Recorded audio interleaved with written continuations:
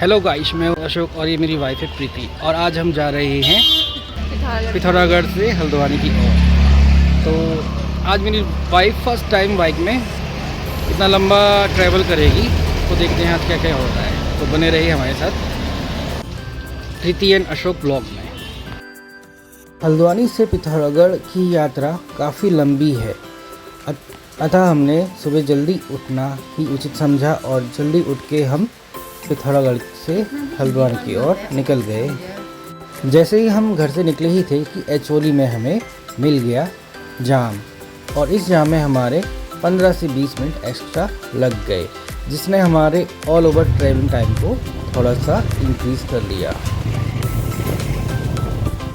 तो गाइस, अभी हम पहुंच चुके हैं धमोड़, और धमोड़ में हमने पहला ब्रेक लिया है और लंबा सफ़र है, इसलिए हम थोड़ा आराम से ही आगे ट्रैवल करेंगे। हेलो गाइस, चलो मैं आपको दिखाती हूँ पिथौरागढ़ की हसीन वादियाँ, जहाँ का मौसम एकदम बहुत कूल रहता है, ठंडा रहता है। कभी हो सके तो आप लोग भी आना हमारी वीडियो के अकॉर्डिंग। जी हाँ मैडम, इन रास्तों को देख के यही लगता है कि मंजिल से भी ज़्यादा खूबसूरत रास्ते होते हैं, और इन रास्तों को देखकर ये कहावत सिद्ध होती है। मेरे हस्बैंड तो बाइक चलाने में मस्त है, मैं पीछे बैठे बोर हो रही थी, तो मैंने सोचा क्या करूँ, तो मैं पीछे से वीडियो ले रही थी और रील्स भी बनाई मैंने। अभी मैंने डाली नहीं है यूट्यूब पे, आगे डालूँगी। अभी तो फ़िलहाल वीडियो ही शूट हो रहा है हमारा। और ऐसे ही चलते चलते हम थरकोट झील पहुंच गए, और थरकोट झील आजकल पिथौरागढ़ में काफ़ी बेस्ट पिकनिक स्पॉट है। दोस्तों, इन खूबसूरत वादियों में चलते चलते थकान का नामोनिशान नहीं होता, क्योंकि यहाँ पे की खूबसूरती और यहाँ का वातावरण इंसान को थकने ही नहीं देता है।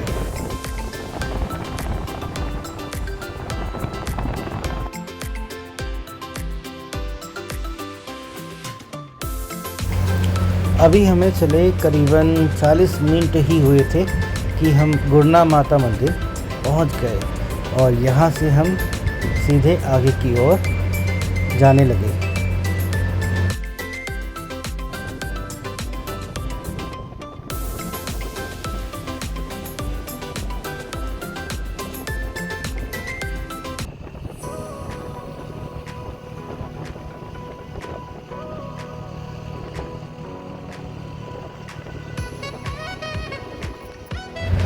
बरसातों के मौसम में अक्सर पहाड़ों में लैंडस्लाइडिंग होता है, जिससे रोड ख़राब हो जाती है।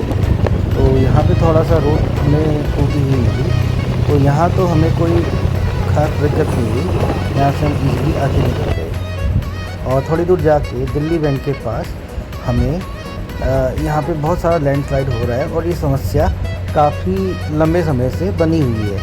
ये जोन थोड़ा सा डेंजरस है, तो यहाँ से हमने बहुत संभाल के बाइक को धीरे धीरे आगे निकाला। और इसी बैंड के ठीक सामने मुन्ना होटल है, और ये पिथौरागढ़ का या घाट का सबसे फेमस होटलों में से एक है। यहाँ का मीट भात व पूरी पंचोला बहुत टेस्टी होता है, और आप यहाँ ज़रूर विज़िट करें।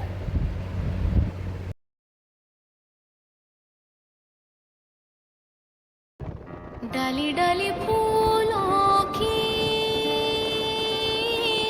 तुझको बुलाए रे मुसाफिर, मेरे उत्तराखंड में, मेरे उत्तराखंड में। बादलों की ओढ़ के ओढ़नी वादियाँ, गीत सुनाए मीठे मीठे, मेरे उत्तराखंड में। तो गाइस, अभी हम घाट से थोड़ा आगे आ गए हैं, और यहाँ पे हमने एक फर्स्ट ब्रेक लिया है, और यहाँ हमने गाड़ी रोड किनारे खड़ी कर दी है। अब आगे चलते हैं और आगे देखते हैं आगे का सफ़र हमारा कैसा रहता है। अभी तक तो मौसम बहुत सुहाना बना पड़ा है, और यहाँ तक हमें बारिश की कोई उम्मीद नहीं है।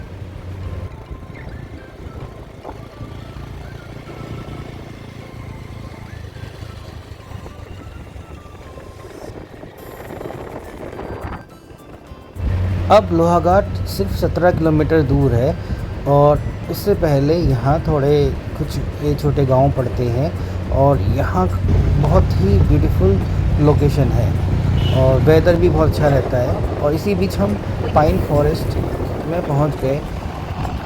यहाँ का मौसम काफ़ी अच्छा है और काफ़ी ठंडा है, इसलिए मुझे यहाँ घूमना फिरना पसंद है।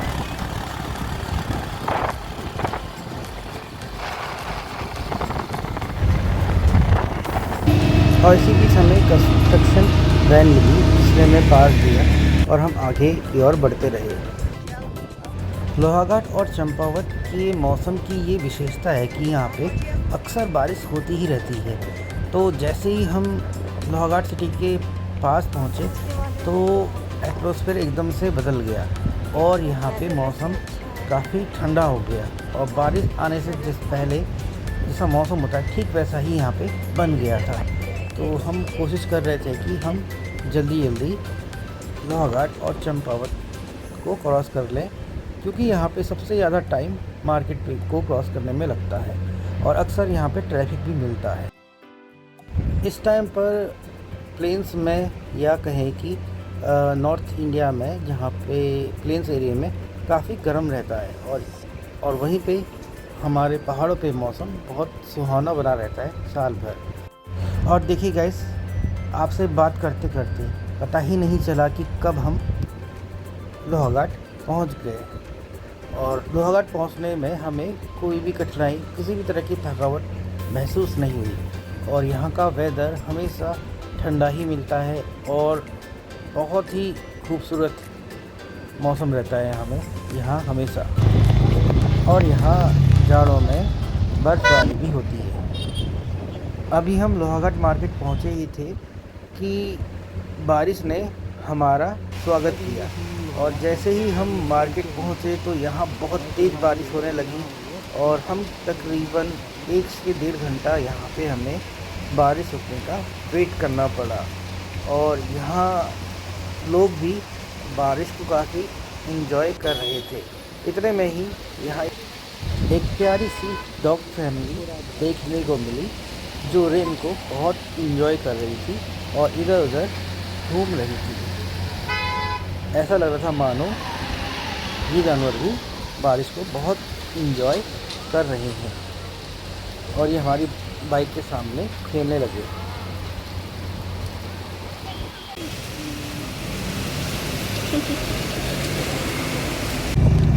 जैसे ही बारिश कम हुई वैसे ही हम लोहाघाट से चंपावत की ओर आगे बढ़े और बारिश लगभग रुक सी गई थी और हमारे साथ ही बाकी राइडर्स भी आगे की ओर मूव करने लगे और रास्ता काफ़ी अच्छा हो गया था, काफ़ी सुहावना मौसम हो गया था और टेम्परेचर भी काफ़ी डाउन हो गया था, जिससे हमें हमारी ट्रैवलिंग को और आसान बना दिया और हम और आराम से आगे की ओर जाने लगे। और ये है चंपावत का व्यू पॉइंट। यहाँ पे इवनिंग में अक्सर बहुत भीड़ हुआ करती है। और अब हमारा ट्रैवल टनकपुर का केवल 77 किलोमीटर ही रह गया है। इस बीच रास्ते में एक पाइन फॉरेस्ट मिलता है जो बहुत खूबसूरत है।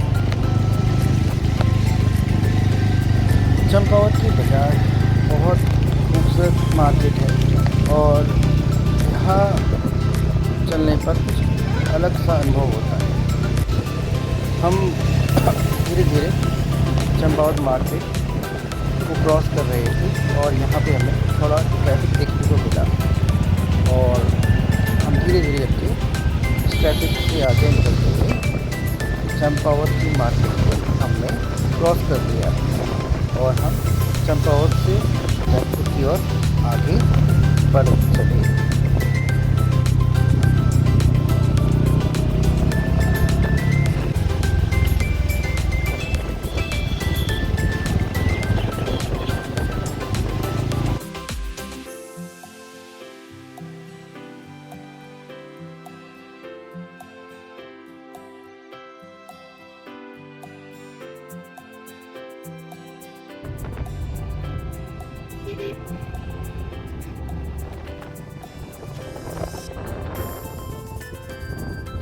रास्ते में बारिश हो गई थी जिस वजह से हमको रेनकोट पहनना पड़ा और फिलहाल तो बारिश रुक चुकी है और हम चंपावत से आगे गजरीकोट क्रॉस कर लिया है।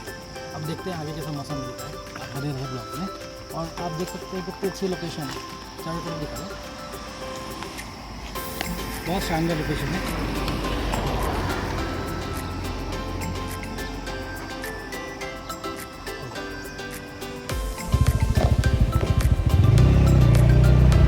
हमें इतने प्यारे मौसम की उम्मीद नहीं थी जो हमें देखने को मिला। तो दोस्तों अभी हम वाला से आगे निकल गए हैं और धूप भी मस्त आ गई है और आप ये लोकेशन देखिए, बहुत ही सुंदर। वैसे भी पहाड़ों पे बारिश के बाद बहुत अच्छा मौसम हो जाता है, तो आप देख सकते हैं कि सब मौसम बहुत बढ़िया हो गया है।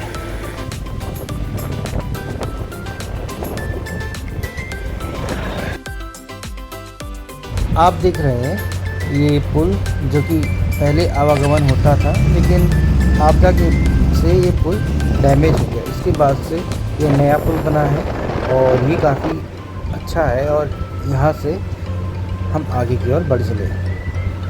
और देखते देखते गाइस हम खटीमा पहुँच गए और खटीमा से आगे काफ़ी गर्मी हो रही थी, इसलिए हम आगे का ब्लॉग शूट नहीं कर पाए। मिलते हैं हम आपसे अगले ब्लॉग में, तो keep support, keep watching Preeti and Ashok blog.